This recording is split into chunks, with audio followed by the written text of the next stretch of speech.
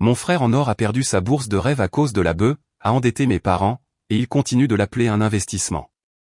Mais le karma a frappé vite. Le frère en or a perdu son rêve. Une bourse perdue à cause de la bœuf a endetté mes parents, et il l'appelle encore un investissement. Mais le karma a vite fait de le rattraper. Salut Reddit. Apparemment, ma vie s'est transformée en une de ces séries B pour ados où il y a toujours l'enfant prodige et le frère raté. Devinez quel rôle on m'a collé. Je suis Alex, 23 ans, nom d'emprunt. L'étudiant en master qui a été étiqueté comme une mauvaise influence depuis sa naissance. Mon jeune frère, Ethan, 18 ans, nom d'emprunt également, était censé être le prochain grand athlète en route pour l'université de Duke, et mes parents le traitaient comme un LeBron avec une excellente moyenne générale. Puis il n'a pas réussi à lâcher la bœuf, m'a pointé du doigt, et soudain, je suis devenu le méchant d'une histoire où je n'étais même pas dans le même état.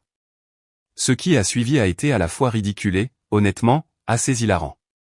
Alors accrochez-vous, parce que le karma a débarqué avec des bottes à coque d'acier. Pour vous donner un peu de contexte, quand j'avais 16 ans, je me suis fait punir pour être rentré avec 30 minutes de retard. Quelques années plus tard, quand Ethan a enfin eu l'âge de sortir, il est rentré à 2 heures du matin après une soirée pour fêter une victoire de basket. Et au lieu d'une punition, ma mère était littéralement dans la cuisine à 2 heures du matin en train de lui préparer des pancakes, lui disant qu'il l'avait bien mérité. Voilà la différence entre nous en un seul cliché. Moi, je n'ai qu'à éternuer de travers pour être la déception de la famille. Ethan fait une bêtise, il a droit à un encas avant de dormir et à un discours de motivation. Le traitement de l'enfant prodige était partout. Équipement sportif, attention, argent, éloge, tout allait dans sa direction. Moi, j'ai appris très tôt qu'essayer de rivaliser, c'était comme participer à une course où l'autre concurrent a déjà la médaille autour du cou.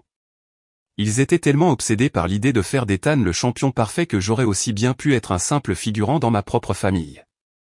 Chaque week-end, il y avait un tournoi à 2 villes de là. Chaque dollar disponible allait à ses camps d'entraînement, et chaque conversation à table était un florilège de ses statistiques. À un moment où c'était mon tour d'aller à l'université, mes parents ont en gros haussé les épaules et m'ont dit « bonne chance ». Pas de compte épargne, pas de « on avait tout prévu pour ça », même pas une visite des campus, rien. Si je voulais y aller, c'était à moi de me débrouiller. Alors, je me suis démené. J'ai postulé à des bourses comme si c'était un deuxième travail, j'ai enchaîné les petits boulots pendant le lycée, et j'ai signé moi-même tous les formulaires de prêt. J'étais littéralement assis à la table de la cuisine en train de remplir mes dossiers de demande de bourse pendant que mes parents étaient à l'un des entraînements tardifs d'Ethan, envoyant des messages sur le groupe familial pour dire à quel point il était prometteur. Quand les lettres d'admission sont arrivées, ma mère m'a demandé si je ne pouvais pas prendre une année sabbatique pour économiser de l'argent. Traduction, on ne va pas payer pour ça. Alors, j'ai serré les dents, j'ai tout assemblé avec des bourses d'études, et j'ai travaillé tous les étés. Les frais de scolarité, les livres, le loyer, j'ai tout couvert.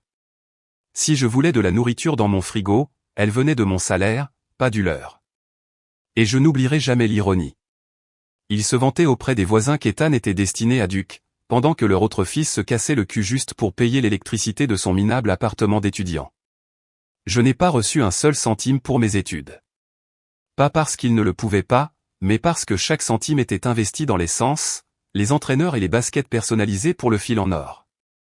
Donc oui, quand je dis que j'ai payé mes propres frais, je veux dire absolument tous. Frais de scolarité, pour moi. Frais annexes, pour moi. Même le foutu badge de parking était à ma charge. Pendant ce temps, Ethan avait ses cours de préparation au bac payés, ses repas planifiés, et un chauffeur personnel pour l'entraînement. C'est de ce niveau de déséquilibre que l'on parle. Bon, c'est ici que les choses commencent vraiment à bouger. Le lycée d'Ethan a cette politique de dépistage de drogue aléatoire pour les élèves.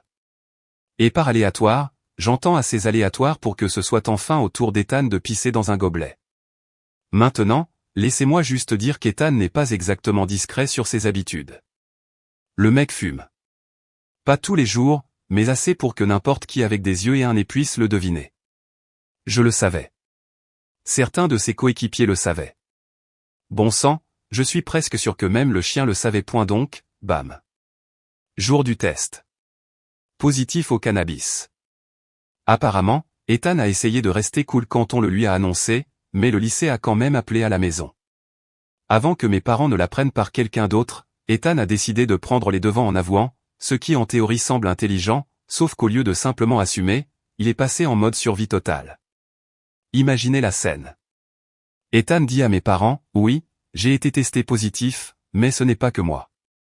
Alex fume aussi. » Et soudain, je me retrouve en procès pour quelque chose qui s'est passé à plusieurs états de la point maintenant, voici la partie drôle. Je n'ai pas fumé depuis des mois. J'ai un stage qui fait des tests aléatoires, donc j'ai déjà arrêté pour l'été. Mais ça n'avait pas d'importance, car dans le cerveau de mes parents, si Ethan fait une bêtise, c'est automatiquement de ma faute. Comme si je lui envoyais des joints par la poste depuis un autre état. Ils ont pété les plombs. Papa agit comme si Ethan venait de devenir un criminel de carrière. Maman n'arrêtait pas de dire qu'il jetait son avenir par la fenêtre. Mais une fois qu'Ethan a mentionné mon nom, l'attention s'est déplacée très rapidement. Soudain, je n'étais plus seulement le mouton noir. J'étais le berger qui égarait le petit agneau Ethan. Tu vois, Alex a toujours été la mauvaise influence. Ethan ne ferait pas ça s'il ne t'avait pas vu le faire en premier. Je suis là, en FaceTime avec eux, en mode « Allô, j'habite à 800 km. » La dernière fois que j'ai vu Ethan, c'était à Noël. Mais non. La logique n'a pas d'importance quand les parents sont en mode panique totale. Alors vient le grand plan de punition. Ethan, il doit suivre un cours de conseil en toxicomanie en ligne. C'est tout. En gros, un diaporama PowerPoint avec un type qui débite d'une voix monotone les dangers de la bœuf. Il clique dessus en mangeant des chips et c'est réglé. Moi? Ils décident qu'ils vont me faire passer un test de dépistage aussi. Pour être juste, selon leurs propres mots, ce n'est pas une blague. J'habite dans un autre état, je paie mes propres factures, je fais ma vie, et ils veulent me faire passer un test de dépistage aléatoire chaque fois que je rentre à la maison. Comme si j'avais encore 16 ans et que je buvais des bières en cachette dans la cave. Et voici le clou du spectacle, si je rate leur petit test de dépistage maison, ils me retireront ma voiture. Pour être clair, elle est techniquement à eux. Ils me l'ont donnée quand j'ai commencé mon master parce que je ne pouvais pas m'en payer une, mais je couvre tous les frais, essence, assurance, entretien. Ils ne mettent pas un centime dedans. Pourtant, ils s'accrochaient à cette carte, elle nous appartient, comme si c'était les codes nucléaires. J'ai littéralement ri quand ils l'ont dit. Ma mère a essayé de jouer les durs, mais elle a fini par lâcher qu'elle me préviendrait probablement à l'avance avant de me tester. À ce stade, quel est l'intérêt? Ce n'est pas un dépistage. C'est juste faire semblant. Pendant ce temps, Ethan est assis en arrière-plan, l'air suffisant. Le mec vient de me balancer et maintenant il me regarde me faire descendre. Il a ce petit sourire en coin, comme s'il venait de réussir le casse du siècle. J'avais envie de traverser l'écran pour le gifler. La punition d'Ethan était en gros une tape sur les doigts. Le lycée n'allait pas appeler la police ou quoi que ce soit. Pas de casier, pas de suspension. Il devait juste cliquer sur son cours de conseil et c'était tout. Fini. Terminé. Mais mes parents agissaient comme si sa vie ne tenait qu'à un fil. Et que j'étais les ciseaux. Chaque fois qu'Ethan faisait la tête ou avait l'air contrarié, il me rappelait que je donnais le mauvais exemple. Non, le gamin a raté un test parce qu'il est assez stupide pour fumer alors qu'il sait qu'il peut être testé. Ce n'est pas de ma faute. Et le truc, c'est qu'Ethan savait exactement ce qu'il faisait. Il m'a utilisé comme bouclier. Il m'a jeté sous les roues du bus pour paraître moins coupable. Et ça a marché. Du moins, à court terme. Mes parents l'ont cru, parce que bien sûr qu'ils l'ont cru. Ils le font toujours. Soudain, l'histoire n'était plus « Ethan a raté un test de dépistage ». L'histoire était « Le système scolaire est injuste et Alex l'a probablement corrompu ». Il disait à la famille qu'Ethan était tellement stressé d'être repéré pour le sport. Et bien sûr, les jeunes font des erreurs. Mais il a toujours un avenir si brillant. Pendant ce temps, mon nom était traîné dans chaque phrase comme si j'étais Voldemort. Tu sais, Alex fumait aussi. C'est de là qu'Ethan a eu l'idée. Ethan est juste sous pression parce qu'il court après les bourses. Alex n'a jamais compris ce genre de pression. C'était comme s'il réécrivait l'histoire en temps réel, transformant Ethan en victime et moi en méchant. Et le plus fou, c'est qu'il semblait réellement fier de lui pour avoir admis avoir raté le test. Comme s'il était courageux. Frérot, il n'a avoué que parce que le lycée avait déjà l'urine dans le gobelet. Chaque appel de mes parents avait la même ambiance, grondait Alex, rassurait Ethan. Ma mère m'a littéralement dit, on veut juste s'assurer que tu n'entraînes pas ton frère dans ta chute. Je suis dans un autre état, à faire des semaines de 60 heures à mon stage, clean comme un sous-neuf, parce que je dois l'être pour mon travail. Mais bien sûr, c'est moi qui sabote sa carrière universitaire à distance, apparemment en utilisant des joints télépathiques. Puis est arrivée la grande étape, la saison des admissions à l'université. S'il y a une chose à savoir sur mes parents, c'est que les perspectives universitaires d'Ethan étaient devenues toute leur personnalité. Mon père en parlait dans la file d'attente à l'épicerie. Ouais, mon plus jeune a des recruteurs de Duc qui l'appellent. Bourse complète, vous savez. Ah, et mon fils aîné est aussi en master quelque part. Il ne se vantait pas seulement. Il le préparait pour ce programme de Duc depuis qu'il savait dribbler. Ma mère s'était transformée en chauffeur à plein temps, le transportant chez des entraîneurs privés, à des tournois le week-end à 3 villes de là, et chez des nutritionnistes qui facturaient plus par heure que ce que je gagne en une semaine. Papa était dans l'allée à 6 heures du matin à lui renvoyer des ballons, qu'il pleuve ou qu'il vente, comme s'il entraînait les Lakers au lieu d'un adolescent dégingandé avec un tir en suspension passable. Chaque décision familiale aux vacances, finances, même le type de voiture à acheter ou tourner autour de ce qui était le mieux pour l'avenir d'Ethan. S'il avait un match, nous devions tous annuler nos plans. S'il avait un entraînement, le dîner attendait. Le message était clair et net.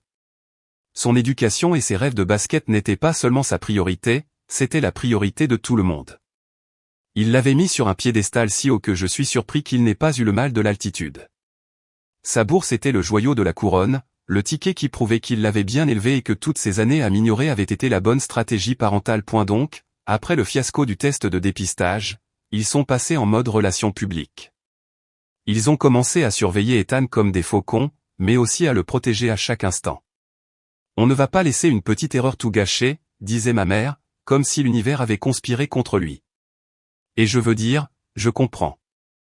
La drogue et le sport ne font pas bon ménage. Un mauvais test peut anéantir votre éligibilité, et des universités comme Duke ne vont pas risquer la réputation de leur programme pour un gamin qui ne peut pas rester clean. Mon père a lu un article sur des athlètes perdant leur bourse à cause de la beuh et a agi comme si Ethan avait été surpris en train de faire du trafic d'héroïne entre les États. Soudain, sa plus grande peur n'était pas que son fils bousille sa propre santé. C'était que leur ticket d'or pour une éducation gratuite puisse disparaître. Alors, que font-ils? Est-ce qu'ils prennent Ethan à part et lui disent de grandir? Bien sûr que non. À la place, ils commencent à réécrire le récit. Ils ont dit à l'école que c'était juste un faux positif. Ils ont dit aux voisins que les jeunes font des erreurs. Et quand il s'agissait d'expliquer pourquoi Ethan aurait pu essayer la beuh en premier lieu, ils avaient le bouc émissaire parfait. Moi. Tu sais, Alex fumait aussi. C'est probablement là qu'Ethan a pris l'idée. Ethan est juste sous pression parce qu'il vise Duke. Alex n'a jamais compris ce genre de responsabilité. Le problème, c'est que tout le monde savait qu'il fumait. Le mensonge n'allait jamais tenir si quelqu'un regardait de plus près. Je jure qu'il tordait la réalité en temps réel. D'une manière ou d'une autre, le fait qu'Ethan rate un test est devenu une autre occasion de me rappeler que j'étais la déception de la famille. Le pire, c'est qu'Ethan adorait ça. Il se pavanait dans la maison comme s'il avait fait un sacrifice héroïque au lieu de simplement rater un test d'urine basique. Il m'a même dit en FaceTime, avec un sourire en coin, il pense que c'est à cause de toi que j'ai essayé. Merci, mec. Tu t'es vraiment sacrifié pour moi. Ouais, mon pote. Continue de penser ça. Continue de fumer aussi. Parce que pendant qu'il te traitait comme un prodige incompris, je savais quelque chose que tu ignorais clairement. Ces programmes sportifs de haut niveau testent plus durement que ton lycée ne l'a jamais fait. Et contrairement à papa et maman, ils ne trouvent pas d'excuses. Et voici la partie qui m'a vraiment fait rire. Ils menaçaient toujours de me faire passer un test de dépistage chaque fois que je rentrais. Genre, c'est Ethan qui a raté, mais c'est moi qui pourrais perdre ma voiture si je ne pisse pas dans un gobelet sur commande. C'est comme si votre chien pissait sur le tapis et que vos parents vous mettaient dans la cage. L'ironie ne m'a pas échappé. Le gamin qui a réellement échoué était choyé, tandis que j'étais à des centaines de kilomètres et, d'une manière ou d'une autre, la plus grande menace. Pendant ce temps, Ethan s'éclatait. Il se savait intouchable. On pouvait le voir dans sa façon de se comporter. Suffisant, arrogant, comme s'il avait trouvé un code de triche. Il en a même plaisanté avec moi une fois en FaceTime. Mec, merci d'avoir pris pour moi. Il pense vraiment que tu es le méchant. J'avais envie de l'étrangler à travers l'écran, mais voilà le truc. Je n'ai même pas eu besoin de dire quoi que ce soit. Je savais quelque chose qu'il ne savait pas. Les universités, surtout celles qui offrent des bourses complètes aux athlètes, ne rigolent pas avec les tests de dépistage. J'avais déjà dû pisser dans un gobelet pour mon stage. Je lui ai dit sans détour, frérot, tu ferais mieux de te calmer. Ils vont te tester quand tu arriveras là-bas. Il en a ri. Détends-toi. Ils me veulent. Ils fermeront les yeux. T'es juste jaloux. Ouais, d'accord, bien sûr. Parce que c'est comme ça que fonctionne le sport universitaire. Ils te font juste un clin d'œil quand tu te pointes en sentant comme le bus de tournée de Snoop Dogg. Alors, je l'ai juste laissé parler, parce que je savais que c'était une de ces situations où tu n'as pas besoin de dire grand-chose. Tu attends, c'est tout. Et croyez-moi, l'attente n'a pas été longue. Avance rapide de quelques mois. La terminale d'Ethan se termine, et mes parents le traitent en gros comme s'il était déjà en couverture de Sport Illustrated. Chaque appel que je reçois de ma mère est le même scénario. Les entraîneurs d'Ethan sont si fiers de lui. La bourse d'Ethan est pratiquement garantie. Ethan va faire ce que tu n'as jamais pu faire, Alex. Super. Pendant ce temps, je trime en master et dans un stage brutal qui, lui, me fait passer des tests de dépistage. Mais peu importe, je garde la tête baissée. Bref, son université de rêve exige que tous les nouveaux athlètes passent un examen physique et un dépistage de drogue. Surprenant, n'est-ce pas? Je l'avais prévenu des mois avant. Mec, il te teste. Ne sois pas stupide. Il a souri en coin et a caché sa vapoteuse comme s'il jouait dans une pub pour les mauvaises décisions. Puis la lettre est arrivée. Ma mère était surexcitée, disant que l'université avait envoyé un email à Ethan et voulait programmer son test. Elle est au téléphone avec moi, toute guillerette, parlant de comment ce n'est qu'une formalité et qu'ils ont hâte d'envoyer les invitations pour la fête d'admission.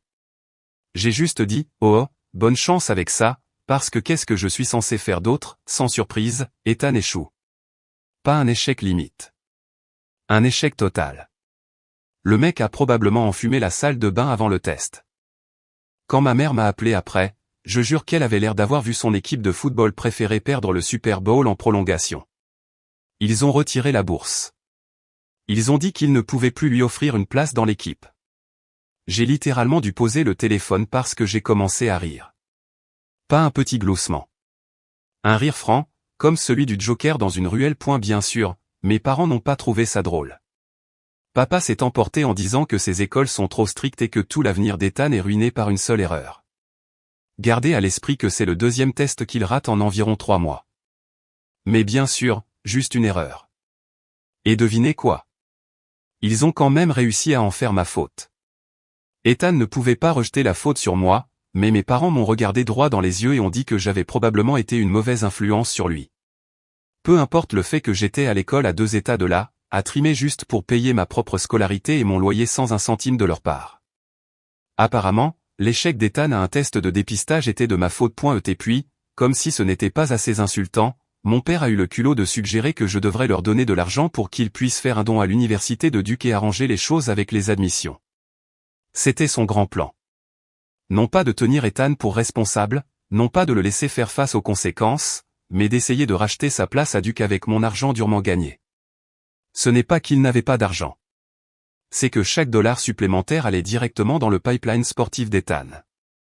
Des priorités, pas de la pauvreté. Ethan, pendant ce temps, était dévasté. Pas parce qu'il regrettait de fumer. Non, il était furieux de s'être fait prendre. Il faisait les 100 pas dans la maison comme si Thanos venait de faire disparaître sa bourse. Mes parents agissaient comme si le monde s'était écroulé. Je suppose que dans leur tête, c'était le cas, parce que toute l'identité de leur fils en or était liée à cette bourse. Ils s'en vantaient depuis des mois. L'avaient dit à chaque voisin, chaque cousin éloigné, probablement même à la caissière du supermarché. Maintenant, ils devaient faire face à la réalité. J'ai entendu ma mère pleurer en arrière-plan sur le fait que c'était si embarrassant d'appeler tante Karen et d'admettre qu'Ethan n'irait finalement pas à son université de rêve. C'est là que j'ai compris. Ce n'était même pas la fin. Ce n'était que le début de l'effondrement, parce que mes parents n'allaient pas accepter que leur fils en or ait gâché sa propre vie. Non, ils allaient tout faire pour le maintenir sur ce piédestal. Une semaine plus tard, mon père m'appelle. Il a cette fausse voix calme qu'il utilise quand il sait que quelque chose est grave, mais qu'il veut le présenter comme si ce n'était rien. Il dit, alors, on a discuté avec le bureau des admissions de Duc. Tu sais, l'idée dont on a parlé plus tôt. Ils ont dit que si on fait un don assez généreux, ils négligeront probablement ce petit contretemps avec ton frère. J'ai ri parce que je pensais qu'il plaisantait. Jean, ah, bonne blague, papa. Mais non. Il a insisté. Il a enchaîné avec « On va avoir besoin que tu participes, puisque tu ne fais rien d'important avec ton argent de toute façon. Tu as payé tes études de master toi-même, n'est-ce pas? Eh bien, considère ça comme aider ton frère à avoir l'avenir qu'il mérite. » Je suis resté silencieux un instant, mon cerveau en train de ramer comme un vieux modem 56K. Ils ne m'ont jamais donné un seul centime pour mes études. J'ai eu 2 jobs, manger des nouilles instantanées pour dîner 4 soirs par semaine, et jongler entre les cours et les gardes de nuit juste pour payer l'électricité. Et maintenant, après des années à m'ignorer et à jeter chaque centime sur l'obsession sportive d'Ethan, il voulait que je crache le peu que j'avais pour qu'il puisse soudoyer Duc pour le reprendre. Je lui ai dit sans détour, non, absolument pas. J'ai payé mes études moi-même parce que vous ne vouliez pas m'aider, et je ne vais pas financer la seconde chance d'Ethan parce qu'il n'a pas pu arrêter de fumer de la beuh pendant un mois. C'est là que mon père a perdu son sang-froid. Il a explosé, a commencé à crier que je devrais avoir honte de ne pas soutenir ma famille. Honte. L'homme qui a assisté à chaque match d'Ethan, et qui ne pourrait même pas vous dire dans quoi j'ai fait ma spécialisation, me faisait soudain la leçon sur la loyauté familiale. L'audace de cet appel. J'ai dû raccrocher avant de dire quelque chose que je ne pourrais pas retirer. Ils l'ont fait. Ils ont pris un prêt, tout co-signé, et ont commencé à paniquer à propos des taux d'intérêt comme s'ils venaient de découvrir que les maths existaient. Soudain, chaque conversation avec eux portait sur le fait que les temps étaient durs en ce moment. Et nous devons tous faire des sacrifices pour la famille. Par « nous tous », bien sûr, il voulait dire moi. Parce que voilà le truc. Je suis en master avec une bourse complète, mais je paie toujours mon propre loyer, mes factures, mes courses. Je me suis démené à ce stage qui paie réellement, donc je n'appelle pas à la maison pour demander de l'argent. Mais maintenant mes parents me disent, tu devrais y réfléchir à 2 fois avant de rentrer. L'essence est chère, Alex. Ce qui est hilarant, parce que je paie ma propre essence. Mais apparemment, je suis censé me sentir coupable de ne pas participer aux frais de scolarité d'Ethan. Comme si j'étais un égoïste de ne pas offrir ma bourse de master pour financer le plan B du fils en or. Pendant ce temps, Ethan continue de fumer. Il ne se cache même plus. Un de ses amis m'a dit qu'il est littéralement allé à une fête le week-end après avoir perdu sa bourse et s'est encore défoncé. Quand j'en ai parlé, il a haussé les épaules et a dit « C'est bon. Papa et maman s'en occuperont. » Et il a raison. Ils le font toujours. Sauf que maintenant, je vois les fissures se former. Ma mère stresse à cause des factures. Mon père travaille soudainement tard, même le samedi, juste pour couvrir les paiements. Ils se disputent à propos de l'argent, ce qu'ils ne faisaient jamais devant nous. Ethan est toujours défendu, mais on sent que même commence à réaliser qu'il est un fardeau. L'histoire de la voiture a été la cerise sur le gâteau. Pour aider à couvrir les nouveaux paiements de scolarité, ils ont vendu la voiture d'Ethan, celle dont il se vantait de lui avoir acheté l'année dernière comme récompense pour être un jeune homme si responsable. Ethan a perdu ses roues du jour au lendemain. Il était furieux, boudeur, criant que ce n'était pas juste, qu'il en avait besoin pour l'entraînement. L'entraînement pourquoi, frérot? Tu as perdu ta bourse. Les parents ont cédé, bien sûr. Ils ont promis de lui en trouver une autre une fois que les finances seraient équilibrées. Spoiler, les finances n'allaient pas s'équilibrer. Pendant que tout cela se passait, j'empilais les chèques de mon stage, j'économisais, je planifiais. J'avais déjà repéré une voiture d'occasion décente. Rien de tape à accent grave-l'œil, juste fiable. Et l'idée d'avoir quelque chose à mon nom était la seule chose qui me gardait sain d'esprit. Je n'avais pas encore franchi le pas, mais j'en étais proche. Chaque fois que mes parents agitaient la vieille voiture au-dessus de ma tête, ça me poussait juste un peu plus à me dire « et puis merde. Je vais m'en acheter une ». Quelques semaines plus tard, je reçois un texto de ma mère. « Peux-tu rentrer ce week-end ? On doit parler. » Ce qui, dans ma famille, est le code pour « on va te rendre responsable de quelque chose qui n'est pas ton problème ». Contre mon meilleur jugement, j'ai fait les 8 heures de route. Je me suis dit qu'ils s'étaient peut-être calmés. Peut-être, juste peut-être, qu'ils avaient réalisé à quel point c'était insensé d'essayer de me faire passer un test de dépistage alors que je n'habite même plus là. Spoiler, non.et honnêtement, j'ai aussi vu ça comme l'occasion parfaite de leur rendre enfin la vieille voiture qu'ils m'avaient donnée en licence. Je n'en avais techniquement plus besoin. J'avais économisé grâce à mon stage et j'avais déjà des vues sur une voiture d'occasion que je pourrais vraiment appeler la mienne, carte grise et tout. Je ne l'avais pas encore achetée, mais c'était imminent. Alors, j'ai jeté les clés de l'ancienne dans mon sac. Au moins, je pourrais la laisser dans leur allée et en finir avec leur petit jeu de pouvoir. Je m'assois à la table de la cuisine, et on se croirait dans une sorte de tribunal bas de gamme. Maman a déjà les larmes aux yeux. Papa a ce visage de PDG sur le point de vous virer. Et Ethan est juste affalé en jogging avec son téléphone, comme s'il était sur le point de recevoir une récompense. Papa commence par « On a fait des recherches », ce qui, chez nous, signifie qu'il a regardé 3 vidéos YouTube et appelé un type qui connaît un type. Il ouvre le dossier et expose ce plan comme s'il briefait une équipe d'intervention. « Voici comment on va remettre Ethan sur la voie de Duc », dit-il. Un avocat spécialisé en droit du sport sous contrat, un consultant en conformité NCAA pour certifier qu'il est clean, 90 jours dans un centre de rééducation pour athlètes d'élite, des tests de laboratoire hebdomadaires d'une clinique indépendante et des lettres de recommandation des entraîneurs. Si on présente bien le dossier, les admissions devront reconsidérer. Il avait même des chiffres imprimés. Les honoraires de l'avocat étaient à 5 chiffres. Le centre de rééducation avait une brochure avec une cascade sur la couverture et un slogan sur comment « Retrouver votre avantage ». Le consultant voulait des frais mensuels qui ressemblaient à un crédit auto. Il y avait même une ligne pour un nettoyage de profil social pour que l'Internet oublie qu'Ethan n'ait jamais existé dans une fête. Puis papa me sort le coup de grâce, comme s'il me proposait un marché. On aura besoin que tu aides à financer les premiers mois. Mets tes études en pause. Amasse un peu d'argent. Co-signe le prêt privé pour qu'on puisse agir vite. Et pour le transport, laisse ton frère utiliser ta voiture jusqu'à ce qu'il soit stabilisé. Il doit bien se rendre au centre et à la clinique. Je l'ai juste regardé fixement. Tu veux que j'abandonne mes études, que je co-signe une dette pour un avocat et un consultant, et que je donne la voiture pour qu'Ethan puisse faire le strict minimum, c'est-à-dire pisser dans un gobelet à temps. Papa a cligné des yeux, comme si je n'avais pas compris. La famille se serre les coudes. Tu as payé tes études toi-même. Tu peux le refaire. Ton frère en a besoin. J'ai dit, non. Pas de marge de manœuvre, pas d'atterrissage en douceur.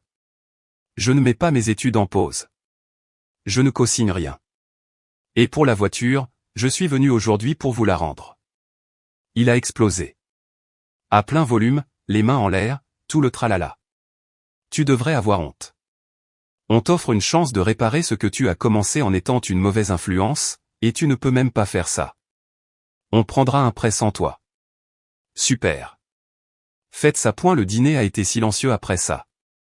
Maman reniflait dans sa serviette. Ethan souriait en coin comme s'il avait déjà gagné. J'ai posé mes clés sur le comptoir parce que mes poches étaient pleines et je suis allé dans la chambre d'amis pour prendre mon sac. Je ne comptais pas passer la nuit. 10 minutes plus tard, je reviens et les clés ont disparu. Au début, j'ai cru que papa les avait empochées pour prouver quelque chose. Puis j'ai entendu le moteur dehors, mon moteur et des pneus qui crissent comme quelqu'un qui a regardé trop de vidéos de voitures. Je me suis précipité vers la porte d'entrée juste à temps pour voir la voiture tourner au bout de la rue, bien trop vite pour un quartier résidentiel.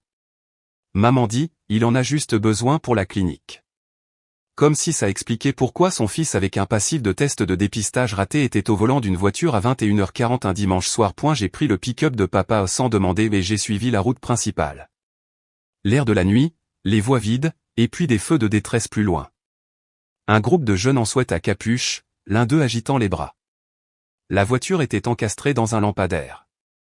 Le capot plié, de la fumée qui sifflait. Les 2 airbags avaient éclaté comme des marshmallows grillés. Ethan était sur le trottoir, se tenant la jambe et jurant, les pupilles dilatées, puant comme si une moufette avait roulé dans une forêt de pins. Un de ses potes n'arrêtait pas de dire, « Mec, tu disais que t'étais apte à conduire. » Les ambulanciers l'ont attaché sur une civière. Le policier a demandé à qui était la voiture. J'ai dit, à mes parents. Il a demandé si Ethan avait la permission de la conduire. J'ai dit, non. Il a pris les clés sans demander. Il a écrit des choses sans me regarder, comme s'il avait vu ce film 100 fois. Aux urgences, le médecin est entré avec les radios et n'a pas pris la peine d'y aller doucement. Tibia et péroné. Il faudra opérer. Il remarchera, mais pour le sport de compétition, ce n'est pas réaliste. Maman a commencé à négocier avec le chirurgien comme si c'était un service client. Papa faisait les 100 pas, le visage rouge, marmonnant déjà à propos des factures. Ethan est devenu silencieux, ce qui était nouveau. L'assurance ? La police d'assurance ne couvrait pas ça, donc pas d'indemnisation et pas de franchise, bien que la prime ait quand même augmenté après le rapport d'accident. Et cette brochure du centre de rééducation avec la cascade, plus personne ne la feuilletait point dès au retour à la maison, papa a tenté une dernière charge contre moi. Si seulement tu avais aidé plus tôt ? Je l'ai coupé. Votre plan, c'était un avocat, un consultant. Mon plan, c'était la responsabilisation. Il n'y a qu'un des deux qui fonctionne quand il est défoncé au volant. Il n'a pas répondu. Il ne pouvait pas, en fait point à eu final, ils n'ont pas eu un seul centime de ma part. Je me suis tenu à mon « non » et c'est tout. Alors, ils ont pris les prêts eux-mêmes. Les ont empilés juste au-dessus de ceux qu'ils avaient déjà pour l'école de secours d'Ethan, plus la facture de l'opération, plus l'augmentation de la prime d'assurance due à l'accident. Au bout du compte, ils se noyaient sous les dettes. Toutes auto-infligées.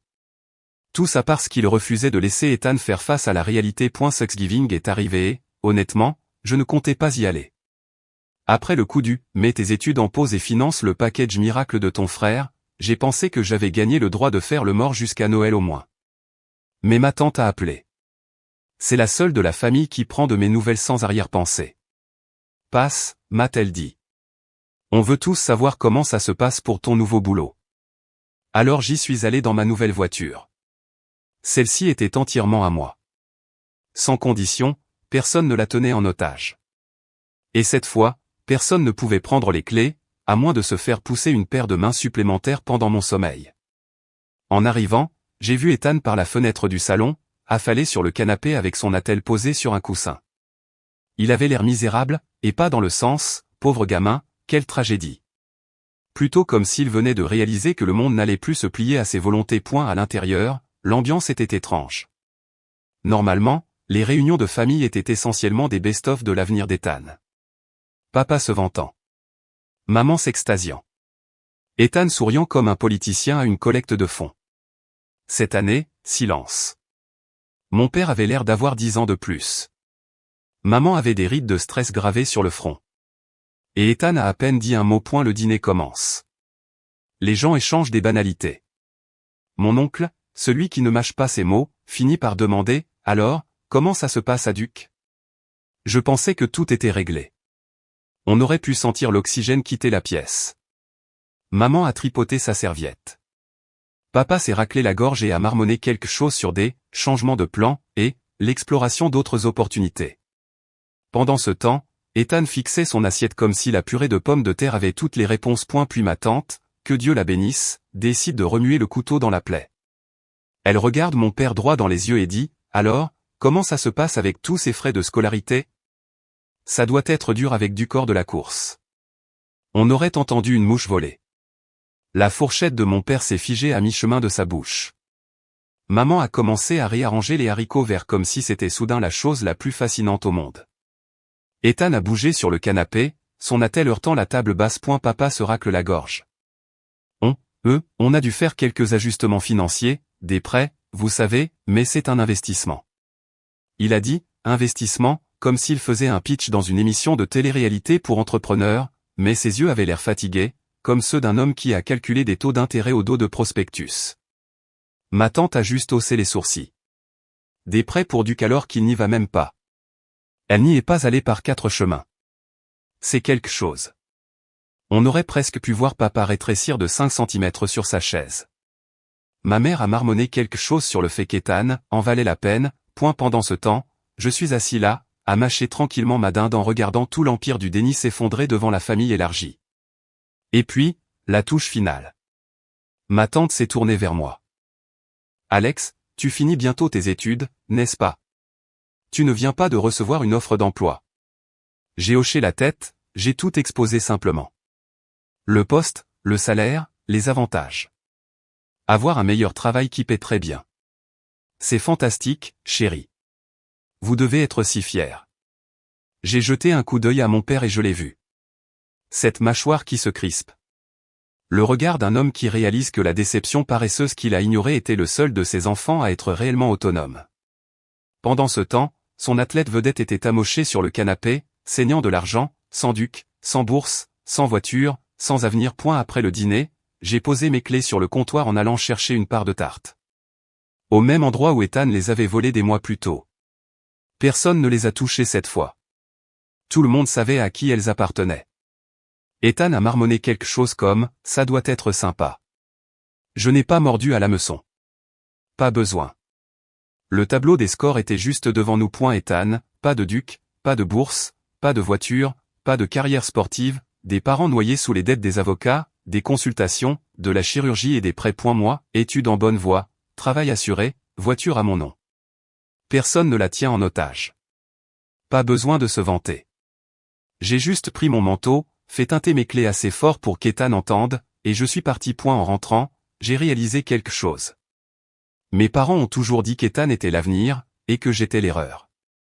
Ils ont construit toute leur vie autour de l'idée de le protéger, de le réparer, de payer pour lui, et tout ce que ça leur a rapporté, c'est une jambe cassée, une voiture détruite et des années de dettes. Moi, j'étais le mouton noir, celui qu'on oubliait, le gamin qui devait se débrouiller seul. Et à cause de ça, je suis le seul qui n'a pas besoin d'être secouru aujourd'hui. C'est drôle comme les choses tournent.